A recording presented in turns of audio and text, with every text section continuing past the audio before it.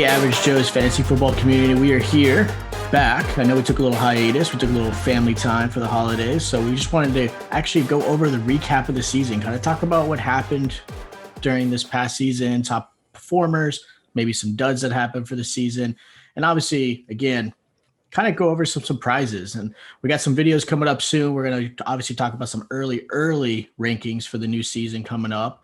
We're super excited about that. And then, of course, we'll cover the draft and making sure you get the right players for the rookies for next season. So we're super excited about that. Also, again, hit that subscribe and like button while you're there. All right. We still growing this community. We got some great content coming out that's going to help you guys continue to get ready for your fantasy season and the upcoming season. And of course, your dynasty teams that are going on right now. So again, thank you guys for watching this. We're going to go deep dive into some of the really recap of the season. So first, we're going to go with James and talk about some of the top performers this season. Hey guys, good to be back. All right, we're gonna go with QBs. Aaron Rodgers, number one rated quarterback, 437 points, fantasy points. Ranked number one, 4,299 yards, 48 touchdowns, and 5 interceptions only. Only had one dud of a game this year versus Tampa Bay, week 6. But he did a fantastic job, a lot better than a lot of people were saying in the beginning of the year. I know in our league, he was down in like the 10th or 12th round, something like that, really crazy. In another league of mine, he was down in the 16th round. Kind of crazy, but number one quarterback this year. Then we're going to go with Josh Allen, which is killing it. He killed it this year, doing really good in the playoffs. I know he had a game today, 431 points. He had 4,544 passing yards, 37 touchdowns, 10 interceptions, but he had quite a bit of rushing touchdowns too this year. He had a fantastic year. Everybody knew he was going to have a good year, but definitely had a better year than most people thought. Then our third quarterback this year, Patrick Mahomes. Mahomes had 414 yards in our league, did a great year, passing the ball with 38 touchdowns, 47-40 in passing yards, and only 6 interceptions, which is fantastic. He did a great job this year, only had one game where he scored less than 20 points, which is 12 points week 7 versus Denver, which is crazy. But he killed it this year. Kylo Mori, our fourth quarterback this year, 3,971 passing yards, 26 touchdowns, 12 interceptions. He had a better year than I thought he would have.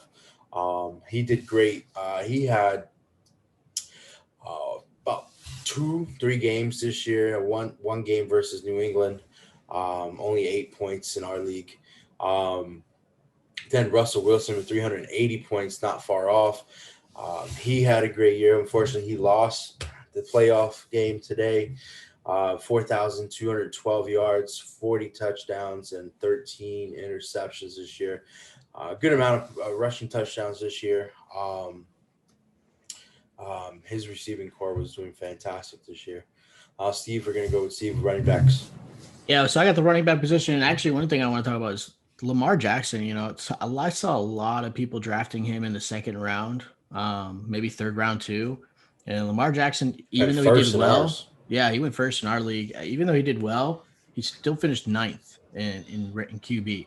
I mean, you had guys like Tom Brady, who was really down there, who actually finished stronger. Herbert was right behind Lamar. So very interesting how a lot of people, I think, anticipated him to have an even better season than his MVP season. And unfortunately, that doesn't always relate in fantasy. So as far as running backs go, I hate to mention it, but the first guy is Alvin Kamara. He is the reason I lost in our championship league. Fortunately, that 60-point game is a little hard to overcome, but because of that 60-point game, it actually ended up putting him at number 1 at 385 points for us in fantasy. Tied second in the league with rushing touchdowns at 16 with Dalvin Cook. The second guy is the king, Derrick Henry, man. Derrick Henry, 2,000 rushing yards, led the league in rushing touchdowns at 17 touchdowns. Man, it was a beast. I mean, he finished strong at the end. I mean, that last game was amazing. And of course, had to go against the Texans, right? Everybody knew that was going to happen. Then you had Dalvin Cook in third. He finished at 351 fantasy points. Again, tied second at 16 touchdowns. And that was with him being out too. He had a couple of injuries he had to deal with. And I think if Dalvin Cook had actually played, that extra game and, some of the little nicks and stuff like that, I think he actually probably would have finished first, and I will tell you, I took Dalvin in our league first. I think Dalvin's a beast. And I think I will always say that. Then David Montgomery, this was the big surprise. David Montgomery with the, let's be honest, the rest of the team that he played, David Montgomery had some great games. He finished at 267 points.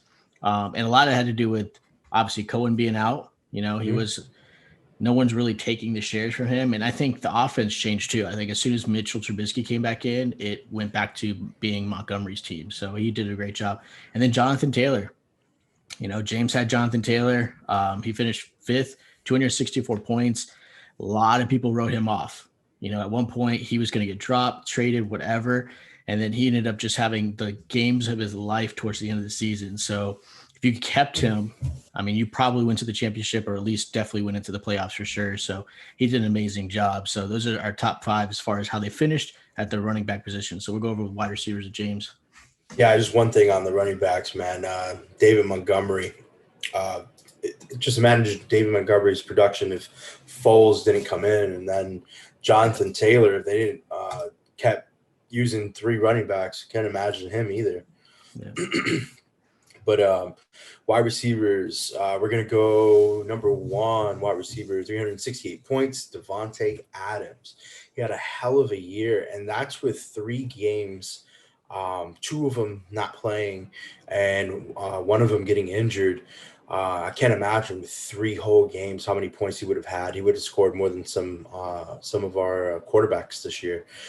He hell of a year. 149 targets, 115 receptions, 1374 in receiving yards, and 18 touchdowns. He had a hell of a year with Aaron Rodgers, man. Then we got number 2, Tyreek Hill. He had a great year with Mahomes.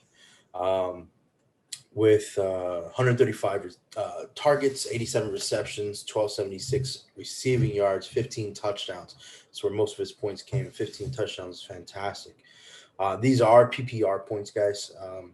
If you're wondering where we're getting our points from, this is a PPR points, and we also in our league we have bonuses for going over 150 yards per game.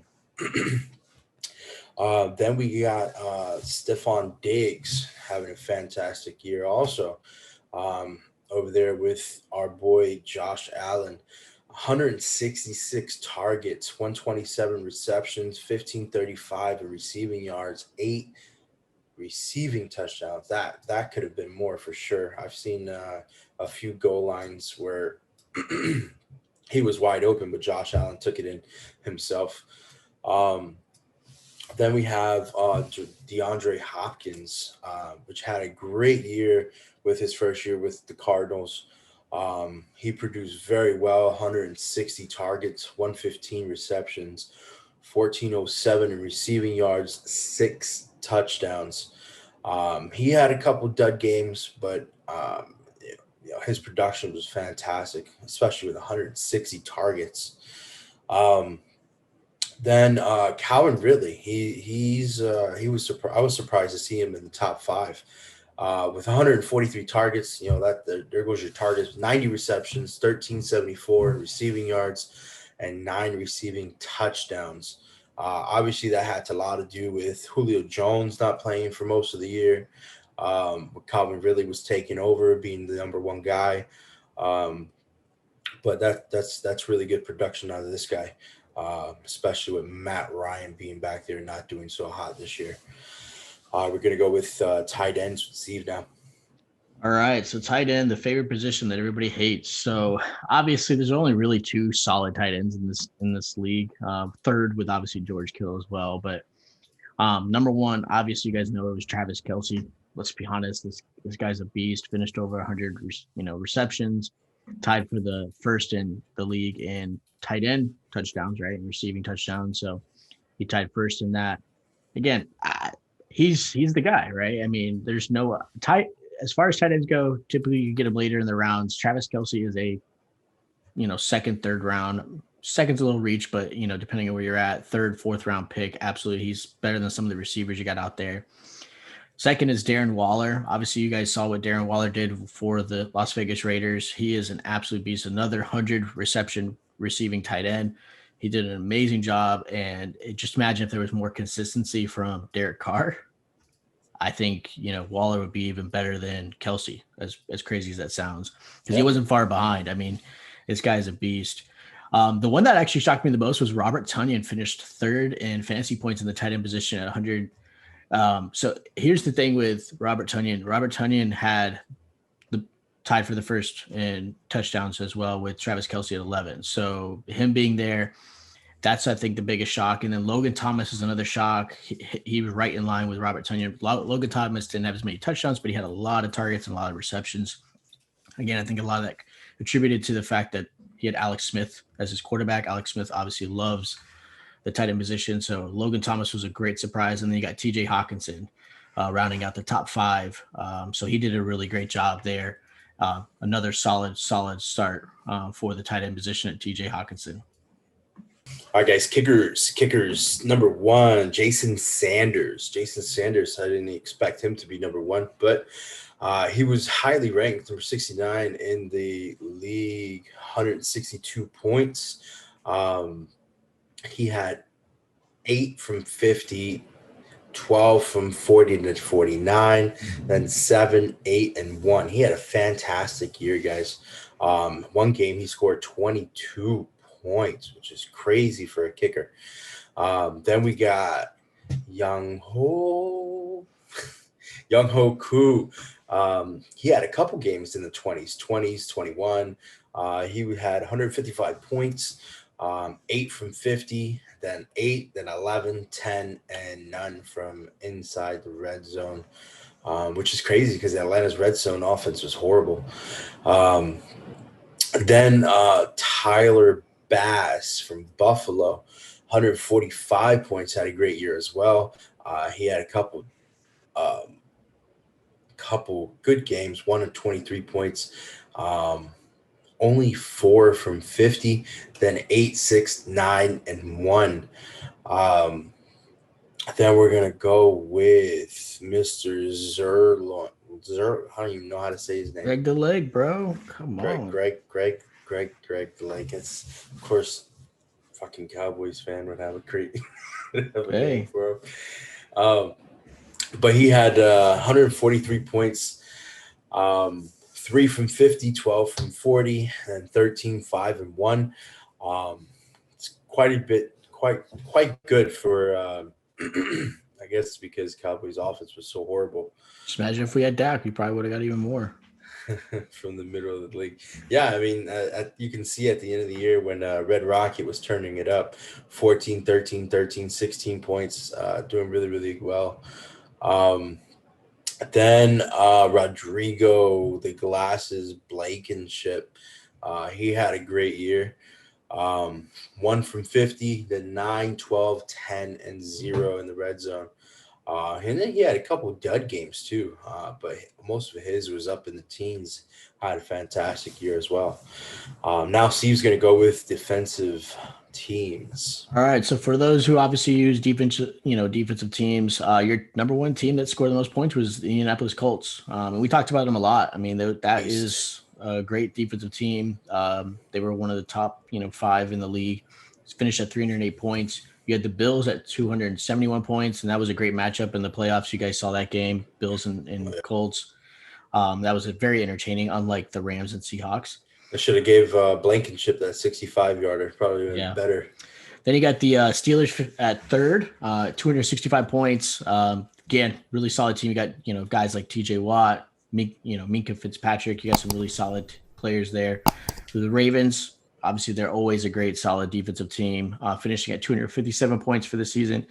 And then the Saints. Hey, the Saints have always done a good job at, I guess you could say, scoring. Obviously, they were always good against the run. Defensive, passive, was a little off, but Saints did a great job. And if you look at all those teams, all of them made the playoffs. So hey, defense absolutely helps you win championships. So those are your For top sure. 5 that performed. Obviously, for you guys for the season, one of the things that we're probably going to do for this upcoming season next year, and that we didn't do this past season, is really talk about IDP, so individual defensive players.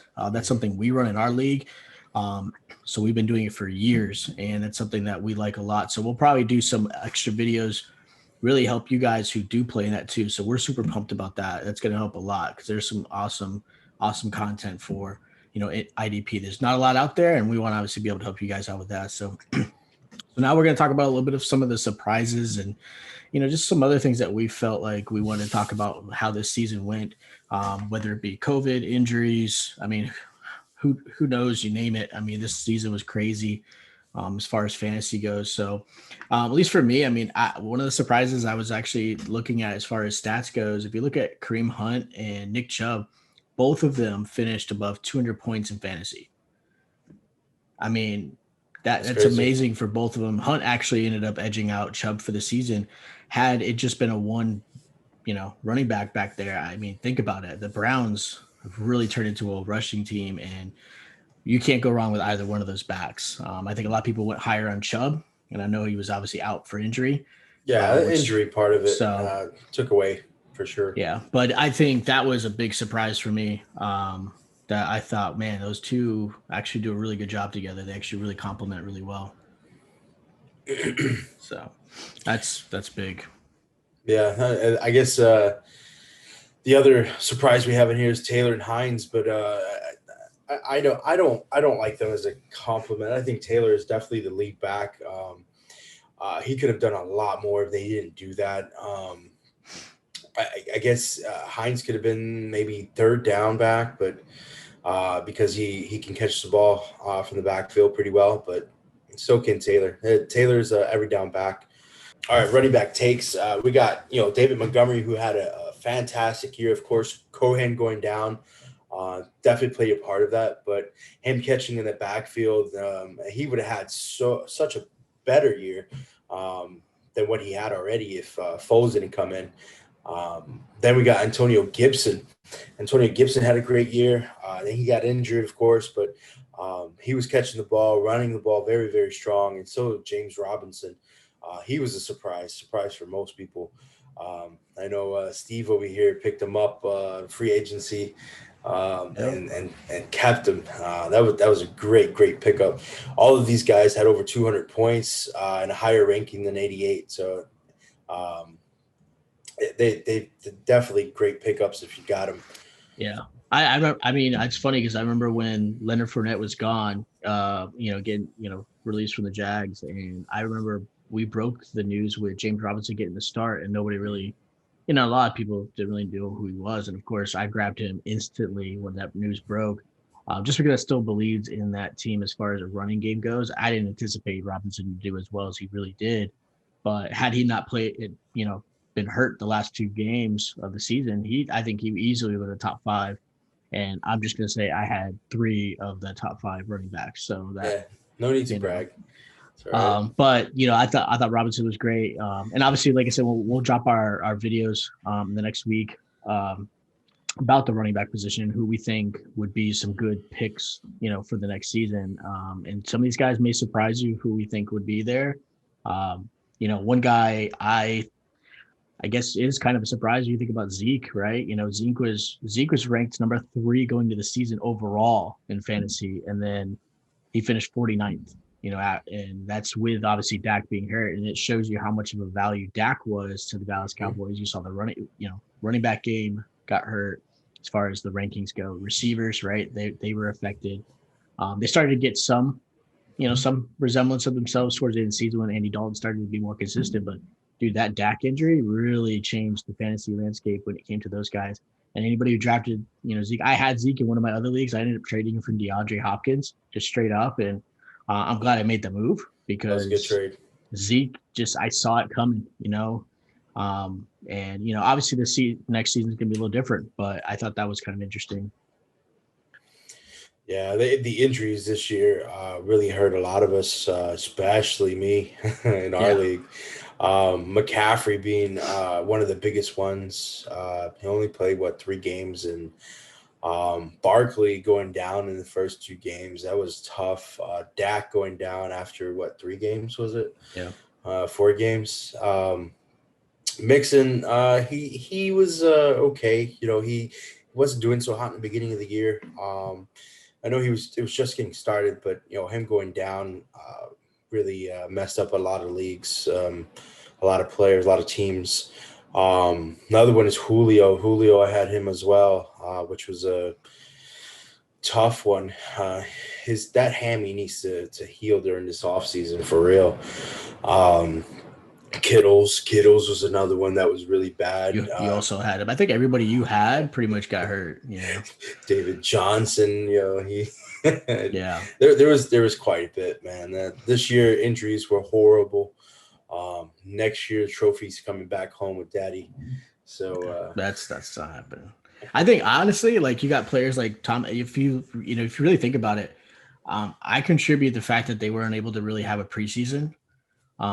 You look at all the hamstring injuries that a lot of these players, that's where a lot of it was. It was soft tissue issues that were happening, and I think a lot of it had to do with the fact that they really had no preseason. And I think us fans kind of hate the preseason because there's always that chance of a star player getting hurt for the season. And I know, but at the end of the day, I think that actually proved that at least a few games, maybe it'd be 2 games, something. I just think that, you saw all these players get hurt, they were out, whether it be a full season, whether it be out 2 or 3 games. It really affected it. Really, I would say, you and I have been doing fantasy for a long time. And a lot of it had to do with the fact how good you are at the waiver wire. Yeah, that's true. If you weren't on top of it, you struggled this season with all the injuries. That's really what it came down to. And then, of course, you add COVID to the fact of players possibly not being in, or in the Ravens case, they just keep moving them because, they're the Ravens instead of, letting them play with backups. So it was a big deal. You saw a lot of that. And then, so I just thought that was a little interesting. I think the preseason really played a big factor in that. So I really do think that it's going to help. I think going forward, I think the preseason will be back next season. And I think it's going to help a lot of these guys. Because there were a lot of a lot of players in the first, second round didn't play this season. So that hurt a lot of people. Yeah, that it was tough, the preseason this year. The whole season with all the injuries was crazy. We're going to talk about some duds, man, this year. Miles Sanders, dud, dudes.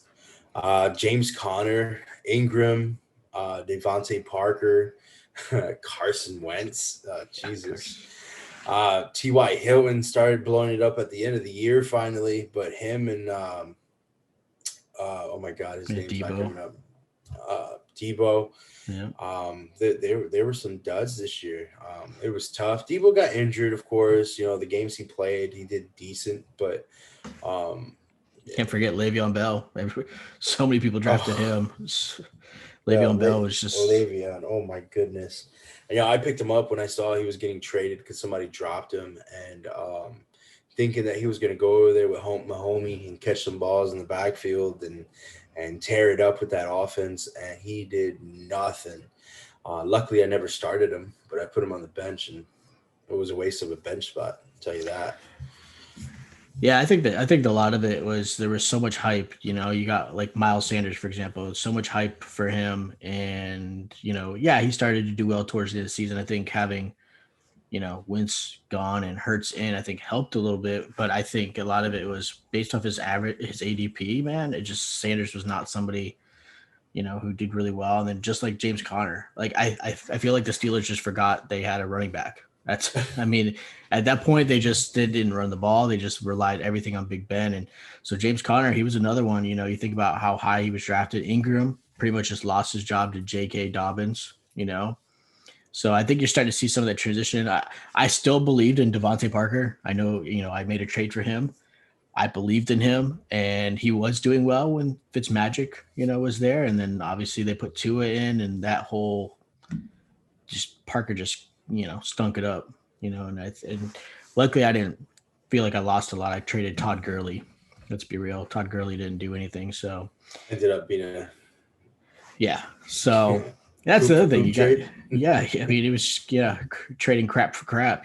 So I felt my crap was a little bit better, but I guess at the end of the day, it's funny because I never even started him. Just like I never started Hollywood Brown, and those are some receivers that had so much potential that the previous year they were great. They were getting hyped up this season, and then nothing. So Talking about James Conner, pulled up Ben Roethlisberger's stats, and he was averaging about 40 to 45 pass attempts a game, which is crazy. Yeah, they felt like they had those three receivers, in Claypool and Johnson and Smith Schuster, and it's like, all right, we're just going to be a passing team, and that's not what Pittsburgh was ever about. You have a great defense, you should be running the ball. I think, and you know what? I'm going to call it. Browns beat the Steelers. That's what's going to happen. I mean, I don't see the Steelers doing well in the playoffs. They got lucky to get in because they had an easy schedule. Yep, so. and then Steelers are talking junk too. That's not going to be good. Oh, good old Juju.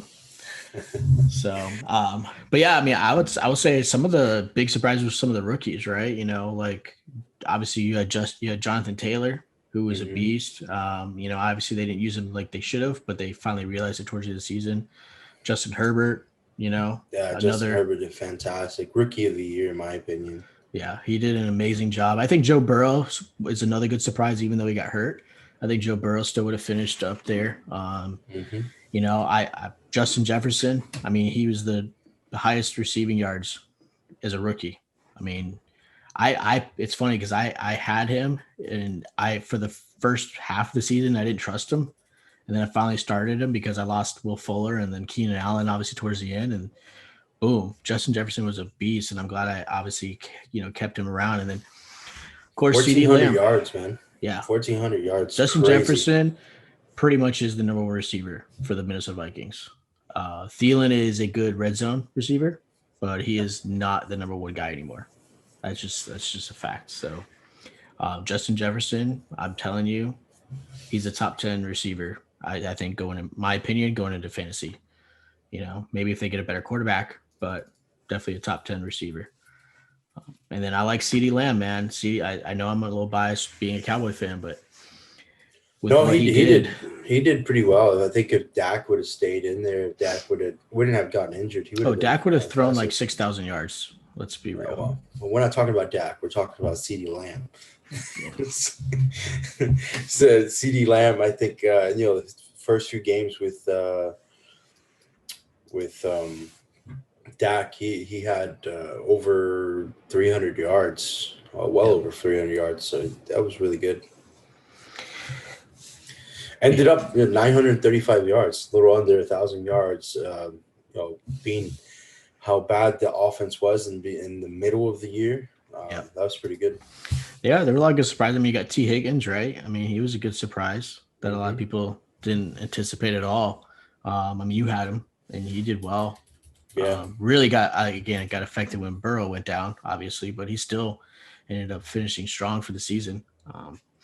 So, I mean, there are a lot of really good rookies from this past season that I think are going to really reach up into the top, 15, top 10 in some of these rankings that are coming up. So if you're in a dynasty league or, maybe you're in a keeper league, these are some players that I think definitely make a big difference, going into 2021 season, getting you all set up for that. So again, like we're going to have some videos coming out soon to give you some good rankings. Again, very early. Obviously we'll have some better rankings when we get closer to the, season, but we're going to kind of give you some stuff to kind of think about, maybe talk about, keepers, like I said, dynasty, get you kind of prepared for those, and help you out with a lot of that stuff. So, but yeah, it's definitely, we'll be doing also, our draft picks, our rookie draft picks, rookie NFL draft picks. We'll be doing the 2021 draft picks. We'll probably do something live that day also for the first round, so you guys can join us. Yeah, we're definitely gonna stream the draft. So I think that's gonna be a good one. And then we've got a league of our own that we've got coming up that we're gonna do some episodes on that would be really fun, involving the wives. So that's gonna be very interesting. It's going to be kind of fun, especially since a lot of them don't do fantasy football. So it's going to be fun. But that I'm looking forward to. So thank you guys again for, watching this video and catching up with us, kind of seeing how the season went, the recap. Let us know in the comments if you guys thought of some other good players that either were duds for you that you drafted too high, or maybe there were some steals you got off the waivers or some trades. Let us know in the comments. Again, hit that subscribe and like button, and we'll talk to you guys soon. We'll see you next time. All right, guys. Thank you.